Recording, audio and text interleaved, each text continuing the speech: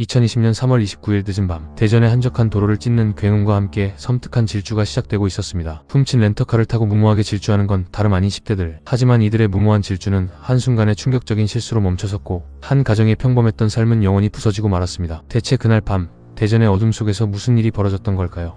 마치 영화의 한 장면처럼 혹은 악몽처럼 펼쳐진 사건의 전말을 지금부터 파헤쳐 보겠습니다. 그날 밤, 서울의 한 렌터카 업체에서 8명의 중학생이 계획적으로 차량을 훔쳤습니다. 이들은 아무런 죄책감 없이 훔친 차를 몰고 대전까지 장거리를 내려왔습니다. 훔친 차를 타고 쾌감을 느끼며 질주하던 이들의 질주는 곧 자신들은 물론 타인의 삶까지 송두리째 흔들어 놓을 끔찍한 비극으로 이어졌습니다. 경찰의 추적을 피하려던 순간 혹은 순간적인 판단착오였을까요?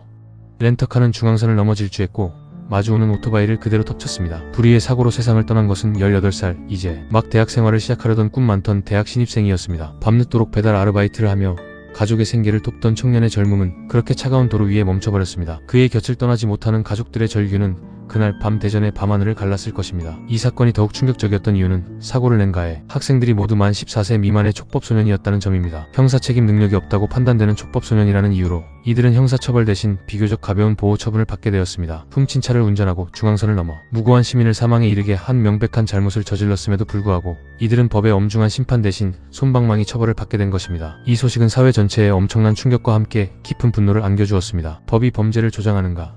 피해자는 누가 보상받는가와 같은 질문들이 쏟아졌고 촉법소년 제도의 존폐와 연령 하향에 대한 사회적 논의가 다시 한번 불붙기 시작했습니다. 과연 이 제도는 우리 사회의 약자를 보호하기 위한 것일까요? 아니면 범죄를 저지른 가해자들에게 면죄부를 주는 것일까요? 하지만 사건은 여기서 끝나지 않았습니다. 2022년 이 사건과 관련된 더욱 충격적인 소식이 전해졌습니다. 당시 사건의 주동자였던 가해 학생 중 일부가 소년원에서 나온 뒤 또다시 범죄를 저지른 사실이 드러난 것입니다. 이번에는 자신들보다 더 어린 중학생들을 대상으로 상습적인 폭행과 금품 갈취를 일삼았으며 심지어 무면허 운전까지 서슴지 않았습니다. 과거의 잘못을 반성하기는커녕 보호관찰 대상자임에도 불구하고 더 대담하고 악랄해진 범죄를 저지른 이들의 모습은 우리 사회의 안전망에 대한 근본적인 의문을 제기했습니다. 그들은 과연 진정한 반성을 하고 있는 것일까요? 아니면 또 다른 끔찍한 비극을 잉태하고 있는 것일까요? 이 끔찍한 사건은 우리에게 수많은 질문을 던집니다. 촉법소년 제도는 과연 우리 사회의 정의를 바로 세우고 있을까요? 여러분은 이 사건에 대해 어떻게 생각하시나요? 댓글을 통해 자유롭게 여러분의 소중한 의견을 나눠주세요. 여러분의 목소리가 변화를 만들 수 있습니다.